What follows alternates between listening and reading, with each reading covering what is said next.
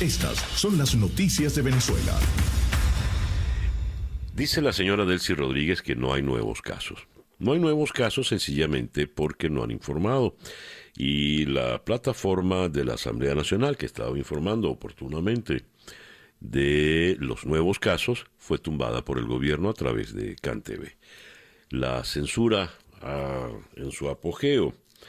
Pues bien, ayer en el programa El Mazo Dando apareció Nicolás Maduro para hablar con su compinche y allí anunció que aprobó los recursos para la entrega de un bono de compensación para ayudar al pueblo durante la etapa de la cuarentena.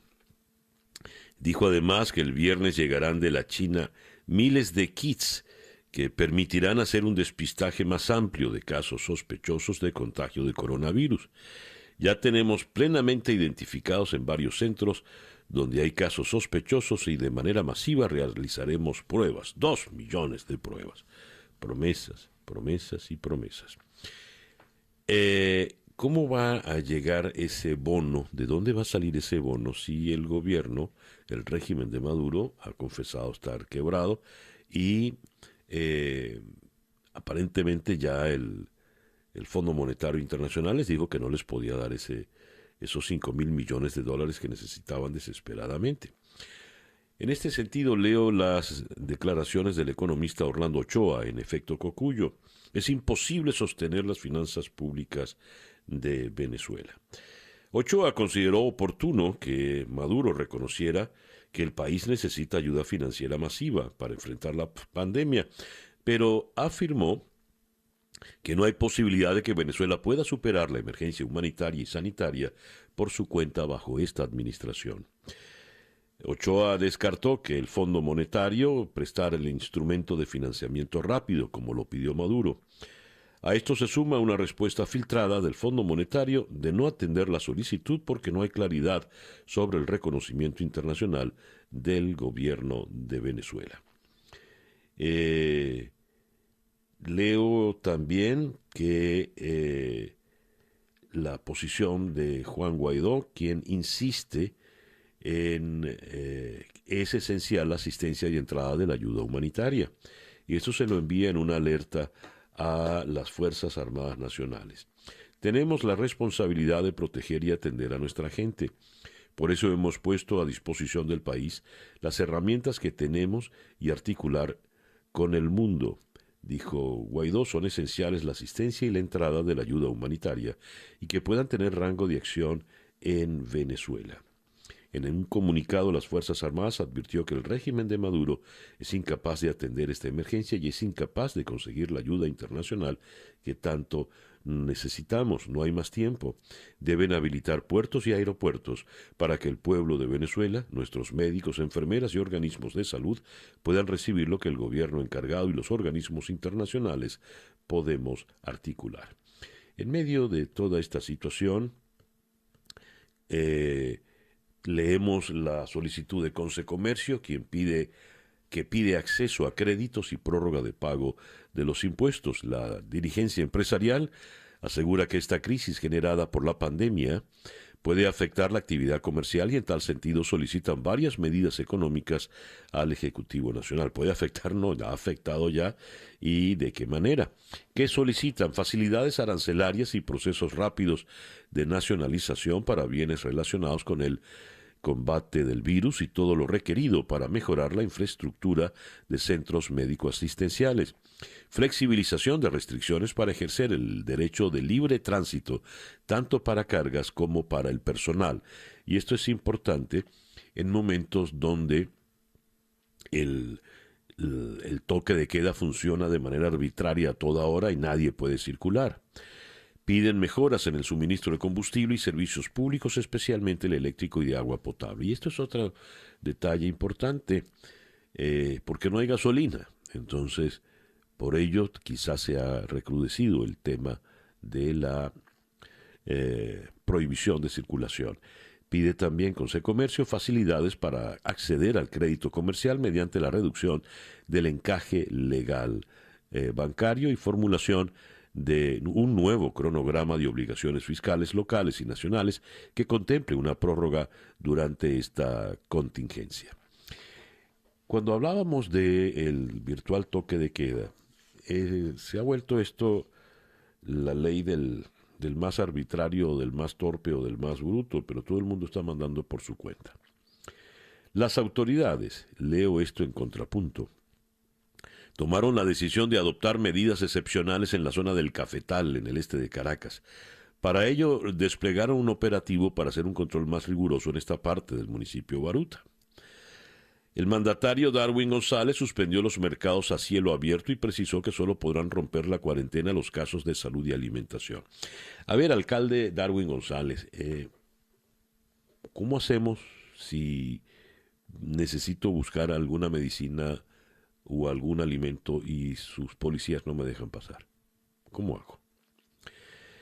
Exigió cumplir la cuarentena a cabalidad, solo casos de salud y alimentación. Precisamente ese es el caso que le estoy planteando. Y en medio de todo este panorama, ¿qué se considera emergencia? Estamos con problemas de alimentación y abastecimiento y suspenden los mercados a cielo abierto. Bueno. A todas estas, también leo en contrapunto que el precio del petróleo se hunde en Nueva York con la mayor caída desde el año 2002. El West Texas sufrió una caída histórica del 12%, llegó hasta $23,60. Y el Brent del Mar del Norte cayó a 26,65%, un récord a la baja que solo se repetía desde el 2003. Son las 7:15 de la mañana. Noticias de Latinoamérica.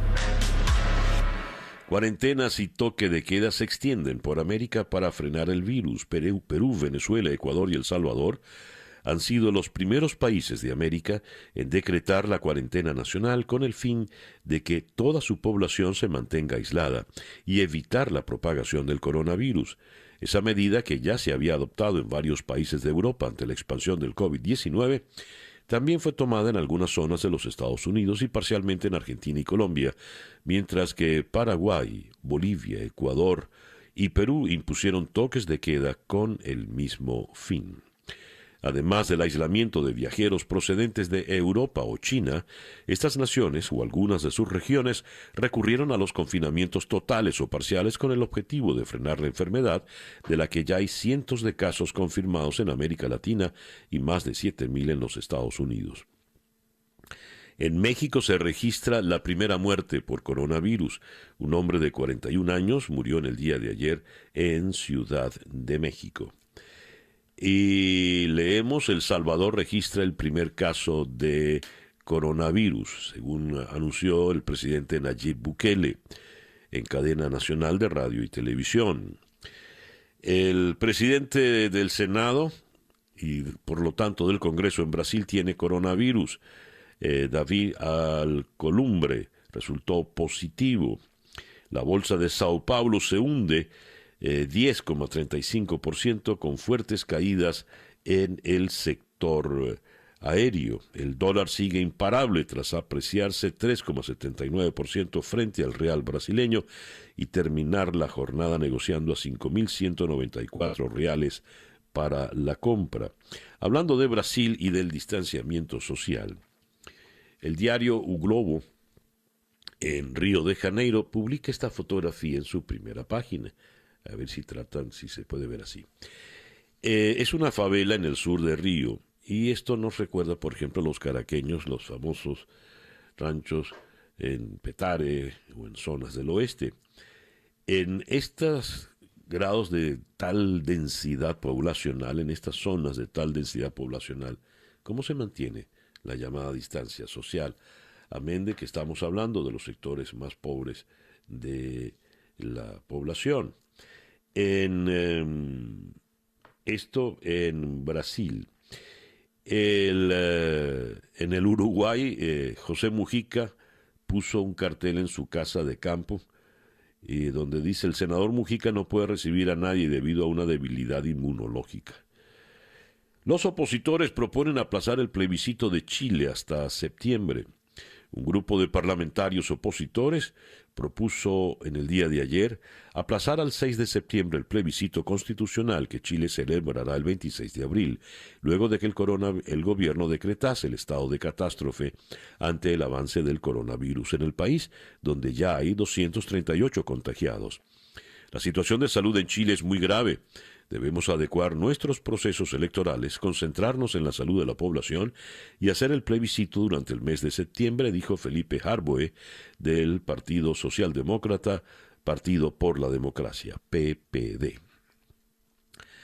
Colombia tiene 3.659 para enfrentar el Banco Central, para enfrentar el coronavirus, según el Banco Central, que está dando más liquidez, 3.659 millones de dólares. Las medidas gubernamentales incluyen el giro de recursos a programas de bienestar social para familias, jóvenes y ancianos vulnerables, además de la anticipación de un plan para devolver a los sectores pobres el impuesto a las ventas. El presidente del Perú, Martín Vizcarra, decretó toque de queda desde las 8 de la noche hasta las 5 de la mañana, es decir, que nadie está autorizado a salir de su casa. Ecuador amplía el toque de queda en Guayas, la provincia con más casos de coronavirus. El Comité de Operaciones de Emergencia informó el miércoles que la cifra de casos de coronavirus en Ecuador pasó de 111 a 155. Argentina construirá 8 hospitales para atención de pacientes con coronavirus.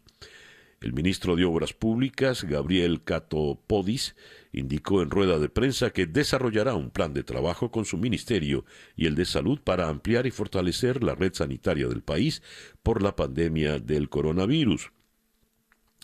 Y siguiendo en Argentina, Alberto Fernández y Horacio Rodríguez Larreta se reunieron para coordinar medidas. El presidente y el jefe de gobierno se encontraron en la Casa Rosada junto a sus funcionarios principales.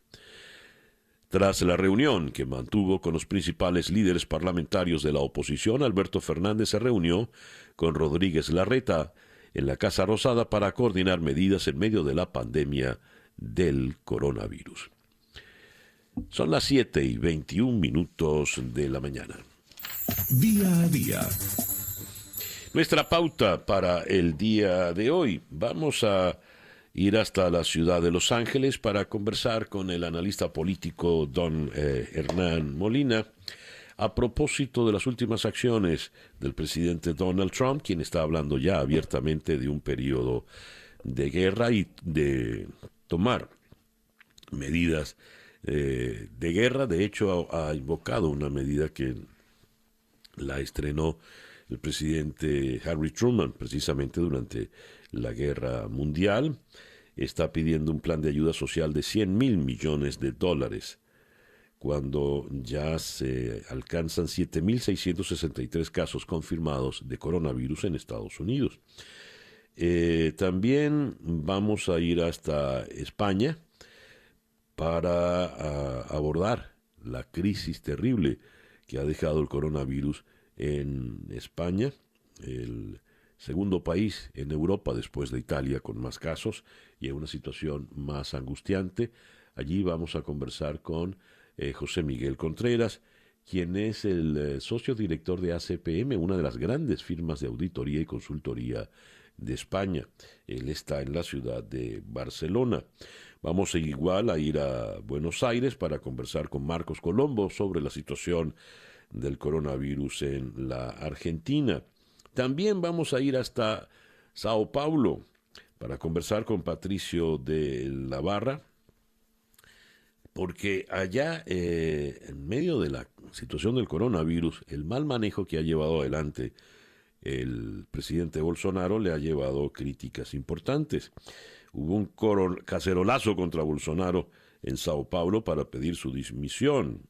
Recordemos que Bolsonaro había dado medidas de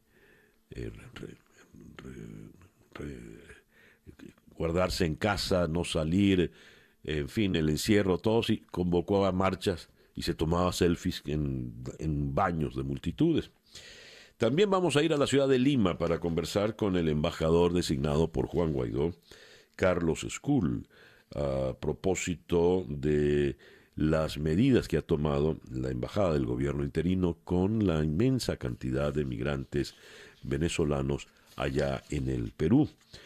Es país que ha decretado severo toque de queda durante las noches. Y vamos a ir a Caracas para conversar con la endocrino Alfonsina Carrasco. ¿Por qué el coronavirus es más peligroso para las personas con diabetes? Esa pues nuestra agenda para el día de hoy. El reloj indica 7:24 acá en Día a Día. El editorial con César Miguel Rondón.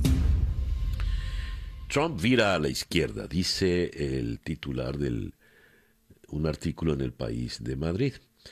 Vira a la izquierda, le declara la guerra al virus, confía en el Estado para salvar la economía y quiere regar con ayudas directas a los más desasistidos. Lo cierto es que Trump ha tenido un manejo por lo menos contradictorio durante la crisis. En tiempos electorales está corriendo un video muy bien realizado donde vemos páginas de calendario y cada día las declaraciones que daba Trump, en primer lugar, muy altisonantes. No hay tal virus, no hay tal pandemia, todo está bajo control, hasta las más recientes, donde llegó muy en su estilo a decir, inclusive antier, yo siempre supe que esto era una pandemia. Y lo cierto es que no lo tiene nada bajo control. Frente a la actitud de Donald Trump, contrasta la actitud de la canciller alemana Angela Merkel, quien desde un primer momento dijo la verdad. Esto se nos va a ir de nuestras manos, esto no vamos a tener el 80% de la población contaminada. Y han tomado medidas muy, muy distintas. Cuando observamos el cuadro de la Universidad Johns Hopkins, por ejemplo, y reparamos en el manejo que ha hecho Alemania de la crisis, nos vamos con cifras por demás interesantes. Por ejemplo, Alemania está en el 5º lugar de países con personas contaminadas. Tiene 13.093. Ahora, el número de víctimas en Alemania se reduce a 31 de fallecidos. Si comparamos esto, por ejemplo, con el caso italiano, que tiene 35.713 contaminados, en Italia casi 3.000, 2.978 fallecidos.